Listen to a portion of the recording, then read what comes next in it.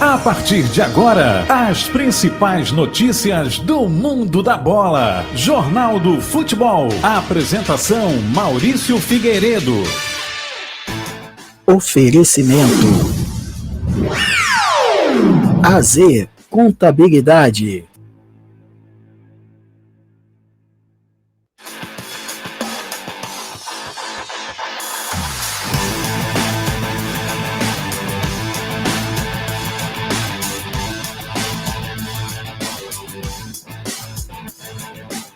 Muito boa noite, meu irmão, minha irmã. Estamos dando início a mais uma edição do Jornal do Futebol aqui pelo Web Rádio Profecia e também pelo nosso canal no YouTube, Web Rádio Profecia. Se inscreva em nosso canal, ative as notificações. Seja muito bem-vinda, muito bem-vindo ao nosso canal e também ao nosso programa de hoje, que começa falando muito a respeito do jogo de ontem entre Fluminense e São José. Fluminense perdeu lá na altitude de La Paz e está com a situação complicada no seu grupo na Copa Sul-Americana. Vamos falar também do técnico Fernando Diniz, que chega na equipe vascaína.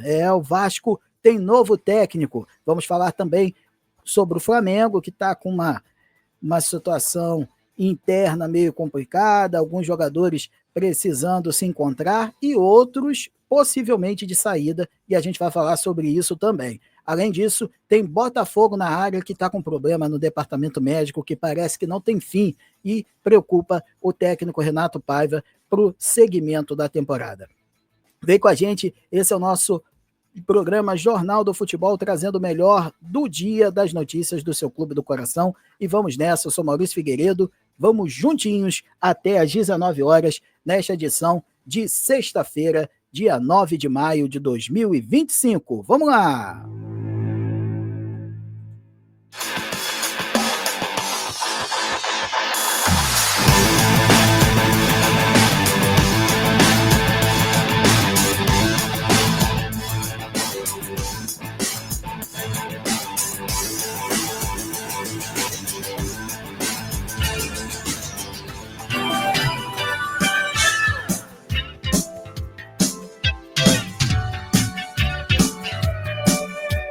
Os jogos da rodada 8 do Campeonato Brasileiro, que terá seu início neste sábado, às 16 horas, com Fortaleza e Juventude. Vitória e Vasco se enfrentam no Barradão às 18h30. No mesmo horário, Grêmio e Bragantino, Mirassol e Corinthians. Às 21 horas, no Maracanã, Flamengo e Bahia. No domingo, Sport Recife e Cruzeiro, às 16 horas, Atlético Mineiro e Fluminense às 17h30 na Arena MRV, Palmeiras e São Paulo no mesmo horário, Clássico Rei, e às 20 horas, Botafogo e Internacional no Newton Santos. Na segunda-feira, fechada a rodada com Santos e Ceará na Vila Belmiro às 20 horas. A classificação do Campeonato Brasileiro está dessa forma. O Palmeiras é líder com 16 pontos, assim como o Red Bull Bragantino. Na terceira posição, o Flamengo com 14 e fechando o G4, o Cruzeiro com 13 pontos. Em quinto, o Fluminense com 13, sexto, Bahia com 12, sétimo, Ceará com 11, em oitavo, o Corinthians com 10 e o Internacional com 9, assim como Atlético Mineiro e São Paulo.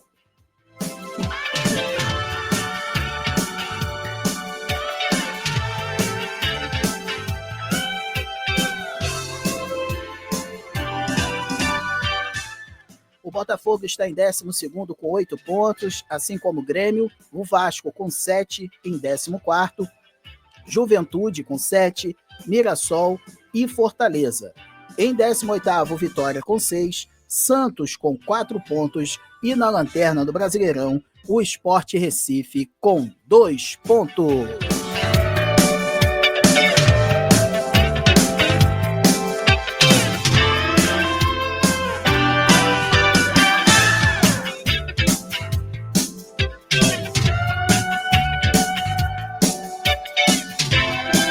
Fluminense!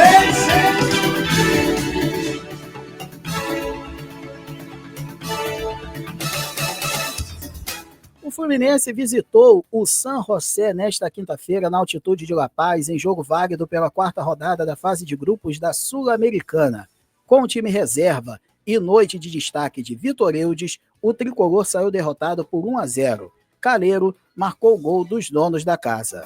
O Fluminense perdeu a chance de garantir a classificação às oitavas de final e fica em segundo no grupo F com 7 pontos. O Once Caldas, com 9, lidera a chave. O San José consegue sua primeira vitória e chega a 4 pontos, enquanto a União Espanhola amarga a lanterna com 2. O Fluminense volta a campo neste domingo na Arena MRV para enfrentar o Atlético Mineiro pela 8ª rodada do Campeonato Brasileiro. Na quarta-feira, o tricolor encara o União Espanhola pela Sul-Americana no Maracanã.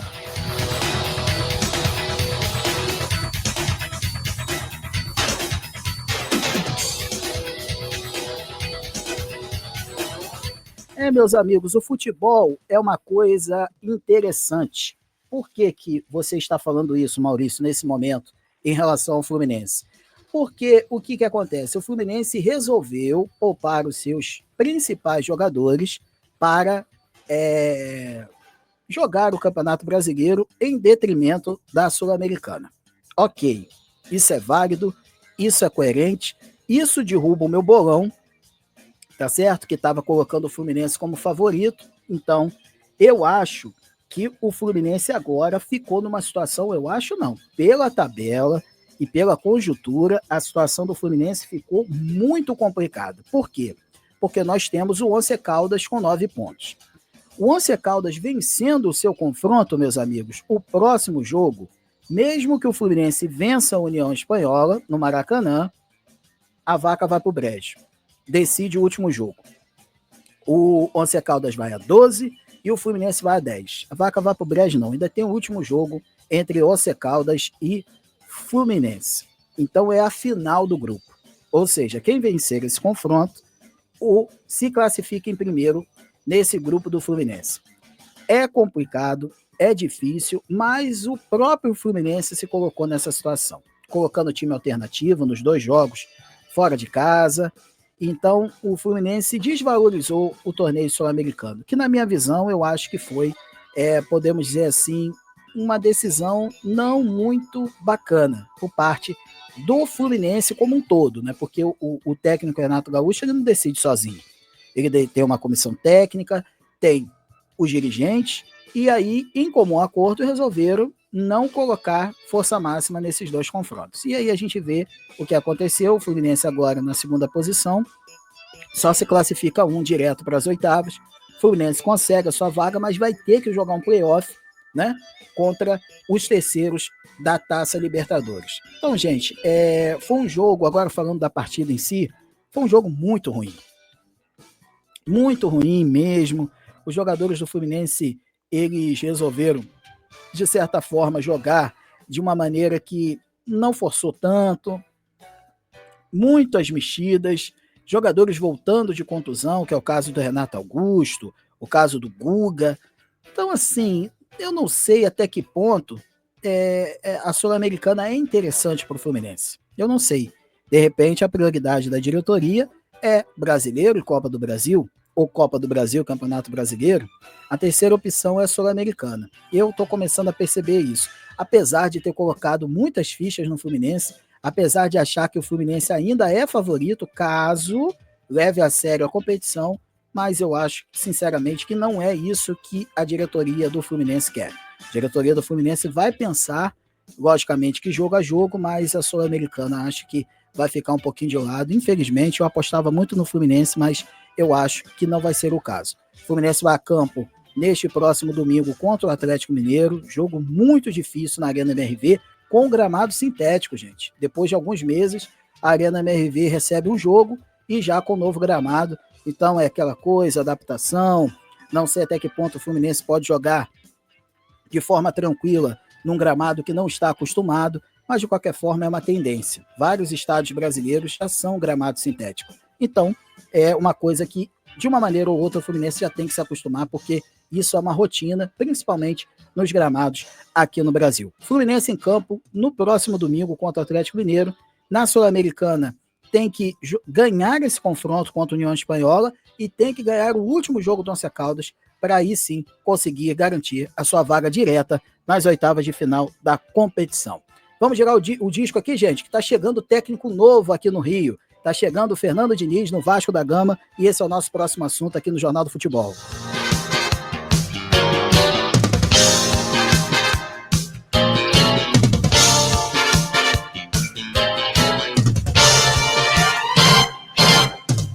Vasco!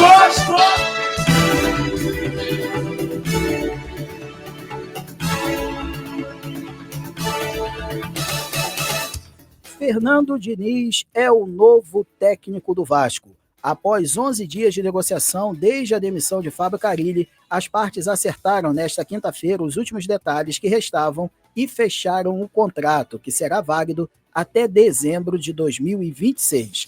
A diretoria do Vasco diminuiu a diferença entre o salário oferecido inicialmente e a quantia pedida pelo treinador. Faltava acertar também questões como o valor da multa rescisória. Pedrinho e seus diretores mostravam otimismo no acerto desde o início. Do outro lado da mesa, Diniz também se mostrou inclinado ao voltar ao Vasco, pelo qual passou em 2021. O treinador aceitou reduzir seu patamar salarial, mas, por uma questão de posicionamento no mercado, avisou que essa redução teria um limite. As negociações avançaram nas últimas 48 horas e tiveram um final feliz nesta quinta-feira.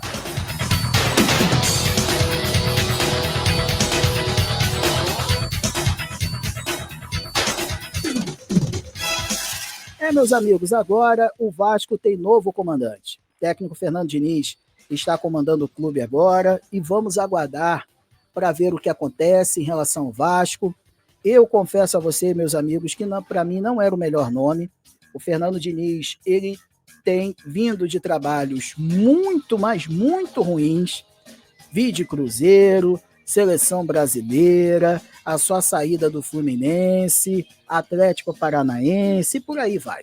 Então, eu acho que o Fernando Diniz, ele vem para o Vasco sendo um salvador da pátria, porque é isso que está sendo meio que colocado, um treinador que vai resolver essa situação de forma definitiva, mas eu confesso a vocês, meus amigos, que eu sou meio temerário em relação a isso. O modo, o estilo, a filosofia do técnico Fernando Diniz, eu acho que não encaixa com o Vasco neste momento. Nem tão céu, nem tão a terra. Carille era um técnico que tinha um estilo de jogo defensivo. E o técnico Fernando Diniz é muito ao contrário do Carille. Até que ponto esse time do Vasco vai se adequar de uma forma que consiga trazer uma competitividade para esse time, conseguir restaurar jogadores que estão muito abaixo e, principalmente, uma coisa que o Vasco tem que resolver para ontem, e principalmente para esse jogo contra o Vitória, já neste final de semana, o setor defensivo. O setor defensivo do Vasco é uma peneira. Impressionante como é que o Vasco toma gols. E não são poucos, não, são muitos gols. Então é uma coisa que o técnico Fernando Diniz se depara. Ele com certeza está estudando esse elenco, ele é um cara muito inteligente, é um cara muito estudado, ele está sabendo muito bem o que ele vai fazer com essa equipe, só que, meus amigos, o tempo urge. E o Vasco precisa recuperar a sua confiança, o seu bom jogo, assim, rápido. Tem o Mundial, o técnico Fernando Diniz tem tempo para trabalhar, vai ser um mês de pré-temporada, o técnico Fernando Diniz vai chegar, vai colocar sua filosofia aos poucos. A gente espera que, com isso, o time volte depois do Mundial de Clubes de uma maneira que possa competir com todos os times brasileiros e sul-americanos. E não passar a vergonha que passou nesta última quarta-feira, porque realmente o torcedor vascaíno não poderia sofrer uma derrota tão pesada, né, que aconteceu diante do Puerto Cabello, um adversário totalmente sem nenhum histórico sul-americano, uma equipe limitada e o Vasco ser tão frágil, né? Então, é uma coisa para a gente analisar. Vamos torcer que o técnico Fernando Diniz faça um bom trabalho na frente do Vasco, mas eu confesso a vocês, meus amigos, toda essa galera vascaína aí que nos acompanha, que é temerário. Eu acho que o técnico Fernando Diniz, pela filosofia dele, tá, gente?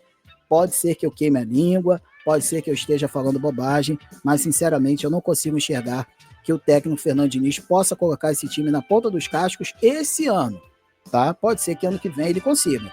Mantenha uma regularidade no time, não sofra no Brasileirão, consiga avançar a fases agudas na Sul-Americana e Copa do Brasil, mas assim, título nem pensar, eu acho que o Vasco não consegue título esse ano, e também eu acho que o trabalho, né? Essa é a minha opinião, né? O trabalho do Fernando Diniz, eu acho, pela característica desse time e pela forma como ele trabalha, eu acho que vai sofrer um pouquinho. Vamos ver o que acontece. Gente, esse é o Jornal do Futebol aqui na Web Rádio Profecia. Vamos para o nosso intervalo e na volta tem um destaque do Jean Carlos Leal falando sobre essa rodada de meio de semana das competições sul-americanas dos clubes do Rio. Vamos falar também do Flamengo, que tem confronto importante neste final de semana, onde enfrenta a equipe do Bahia no Maracanã no sábado, mas a situação do Flamengo é diferente. Tem jogadores de saída, possivelmente jogadores vão sair do Flamengo neste meio de ano, e o Botafogo falando sobre o departamento médico do Fogão, que o negócio lá tá bem complicado. Vamos nessa, daqui a pouco estamos de volta com mais o JF aqui na Web Rádio Profecia. Não sai daí não.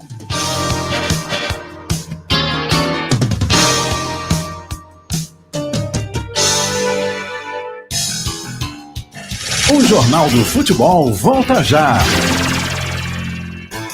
Oferecimento AZ Contabilidade.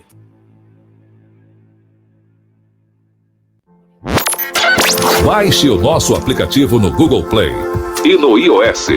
Nos siga nas redes sociais e se inscreva em nosso canal no YouTube. @Web Rádio Profecia. AZ Contabilidade. Somos especializados em legalização de empresas e imposto de renda. Não se preocupe, aqui você tem todo o suporte necessário. Estamos prontos para tornar os processos mais simples, para você focar no que faz de melhor, fazer o seu negócio prosperar. Por isso, conte conosco. Telefone WhatsApp 22 99922 1737. AZ Contabilidade. Precisa de um transporte seguro e de confiança? Fale com o Marinho Transportes, do Rio de Janeiro e região dos Lagos. Eventos, transfer e viagens. E tem mais, o Marinho trabalha com seguro de carro, caminhão e moto. Isso mesmo, seguro para o seu veículo. Além disso tudo, ainda tem indicação para passeio de barco, passeio de bugre, casa para temporada em Arraial do Cabo, Búzios e Cabo Frio. Telefone WhatsApp 21 96482 4667. Marinho Transportes. Gráfica e Letreiros São Judas Tadeu. Fazemos cartões de visita, panfletos, banner, adesivos, carimbo, talões e blocos. A sua marca em boas mãos. O nosso atendimento é via WhatsApp 22 98816 7555. 22 98816 7555. Gráfica e Letreiros São Judas Tadeu. Sintonize a Web Rádio Profecia e leve Jesus a todos os lugares. Profecia, a sua web rádio católica. Estamos de volta com o Jornal do Futebol. Apresentação Maurício Figueiredo. Oferecimento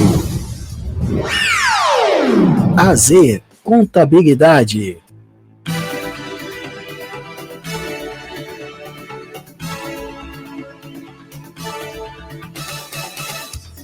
Jornal do Futebol de volta, agora vamos trazer a opinião, a análise do nosso querido Jean Carlos Leal, que vai resumir, para trazer para você aí, torcedor, como foi o fim de semana dos clubes do Rio de Janeiro nas competições sul-americanas, Sul-Americana e Libertadores da América. Vamos lá, Jean, chega mais. Boa noite, meu irmão.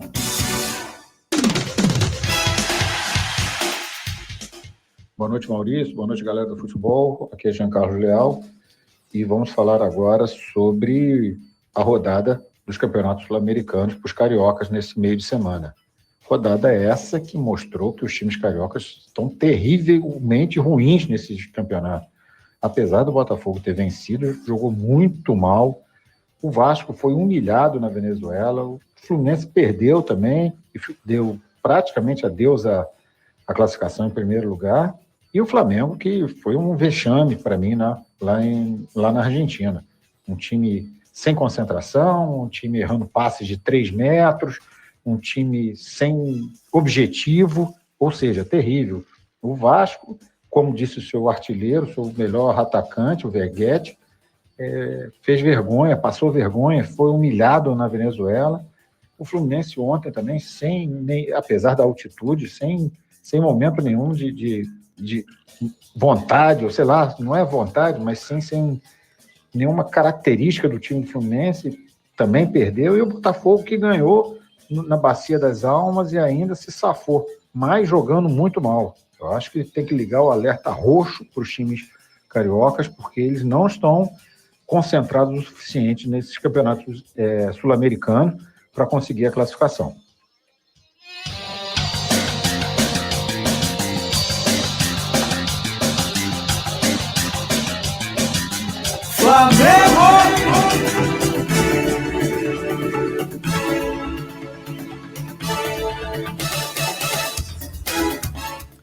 A busca do Flamengo por atacantes de lado abre brechas para a saída de jogadores da posição na próxima janela. Pelo menos 2 pontas devem deixar o clube após a disputa da Copa do Mundo de Clubes da FIFA.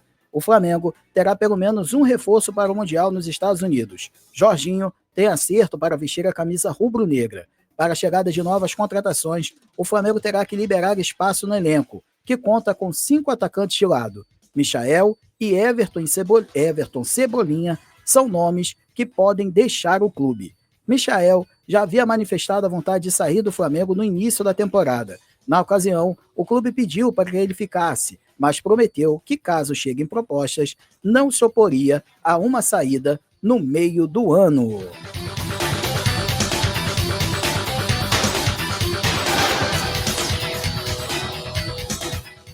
Meus amigos, o que acontece com o Flamengo? Eu não sei. Eu quero perguntar a você, rubro-negra e rubro-negros que estão aí do outro lado. Porque o que acontece? O Flamengo, ele está mal na Libertadores.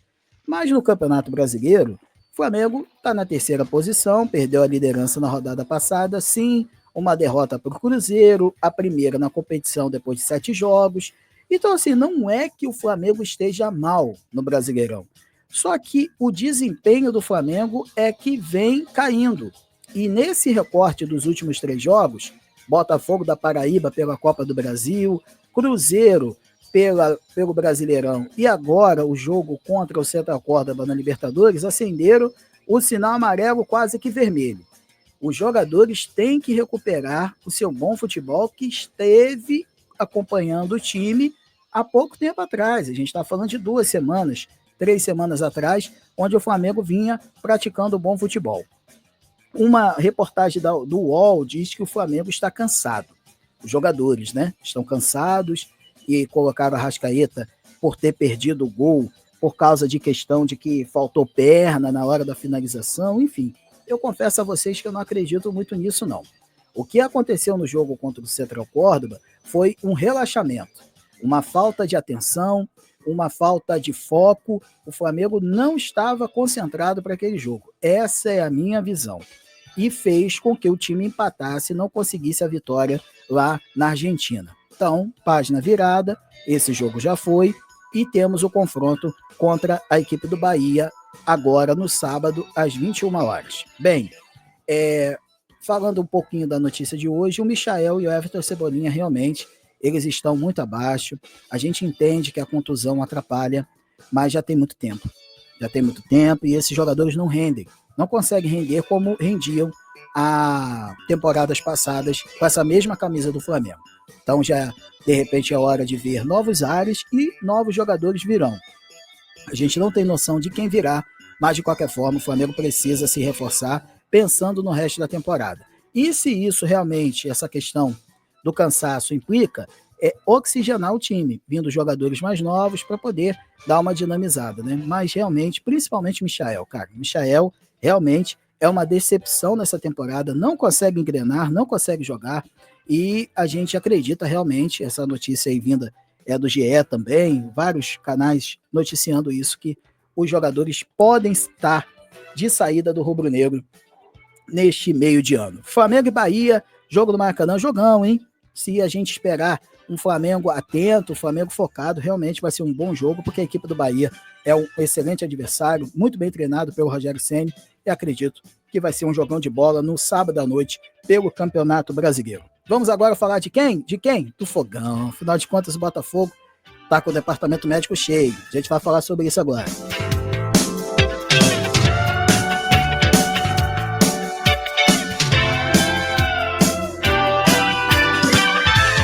Botafogo!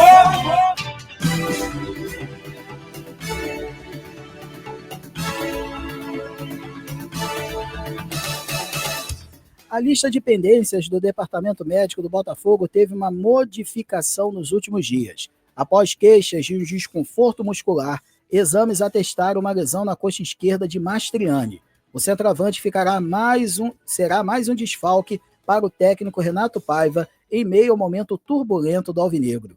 Os problemas clínicos causam impacto, mas ainda não são tão volumosos na comparação com 2024.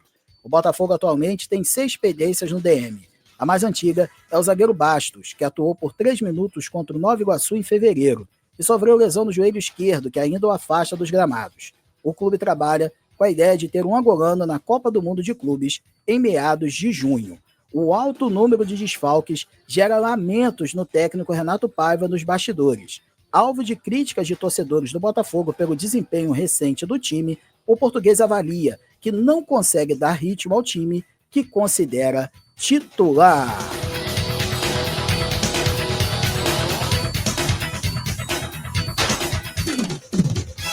Olha, meus amigos, trazendo o noticiário do Botafogo e a nossa análise aqui a respeito do noticiário é o seguinte: isso é complicado, é agravante a situação do Departamento Médico do Botafogo, mas isso não culpa o desempenho do time não, tá? Pela reportagem que nós trouxemos, a impressão que dá é que o técnico Renato Paiva está fazendo um trabalho regular a ruim, na minha visão, por causa do departamento médico. E, gente, não é isso que está acontecendo. O departamento médico é um noticiário, é uma informação relevante, afinal de contas, você perder 3, 4, 5 jogadores e agora, recentemente, o Mastriani, devido a contusões, ok. Mas o time joga mal não é só por causa disso, não. O técnico Renato Paiva tem que rever os seus conceitos e colocar esse time para jogar de uma maneira diferente que consiga o resultado. Então, ele ainda não conseguiu encaixar esse time com os jogadores que possui e se adequar à visão de futebol que ele tem como treinador. Então, assim, tá complicado, o time patina demais, sofreu para vencer o Carabobo nesta semana e, meus amigos, tem jogo complicado no Newton Santos. Pegar o Internacional com a fase que o Inter vive não é fácil, mesmo jogando no Rio. Então o Botafogo tem que pensar no seguinte: nós temos que virar essa chave, fazer com que essa equipe volte a jogar da maneira que a gente está acostumado em 2024, que a gente se acostumou, na verdade, né? E fazer com que esse time volte a pintar como favorito nas principais competições que disputa. Porque o que está parecendo? Está parecendo que o Botafogo caminha para uma eliminação na Libertadores, mesmo tendo 2 jogos em casa, e está muito longe do G4. Longe, assim, muito longe, porque o campeonato está no início, né? São poucos pontos, mas a posição do Botafogo está longe do primeiro pelotão do Brasileirão, que é o G4 ali. Então, assim, para um time que foi campeão brasileiro e para um time campeão da Libertadores, isso é muito pouco. E colocar o DM como um fator que possa ser, que tenha influência, eu considero isso um fator que não vem na conta agora. Eu acho que a parte técnica e a confiança de alguns jogadores é que estão muito abaixo.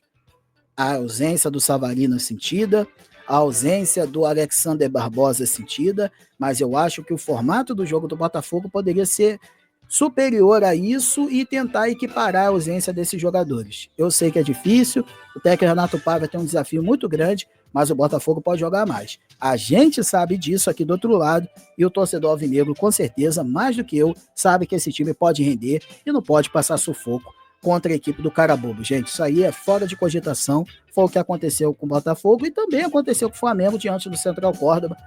Totalmente desnecessário pelos elencos que tem e pelos times que são.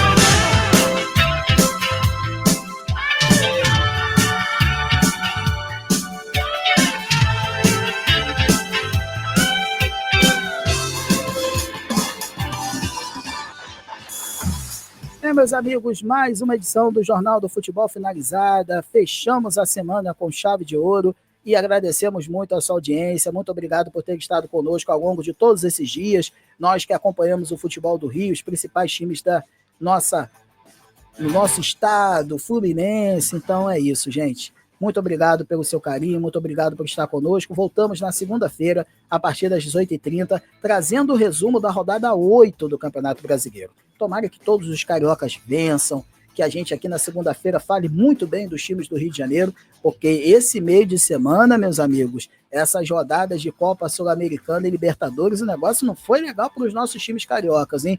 O negócio foi feio. Tomara que tenhamos boas notícias agora, neste fim de semana, na segunda-feira, para trazer aqui para vocês. Gente, Santa Missa Dominical, às 19 horas, aqui pela Web Rádio Profecia. Acompanhe a Santa Missa aqui com a gente, uma programação musical toda variada ao longo de todo esse final de semana. Muito obrigado pela sua audiência mais uma vez, que Deus abençoe muito a sua vida, que Nossa Senhora lhe cubra com seu manto sagrado e estaremos de volta na segunda-feira, 18h30, pela Web Rádio Profecia e também pelo nosso canal no YouTube. Fiquem bem, um abraço e um excelente final de semana.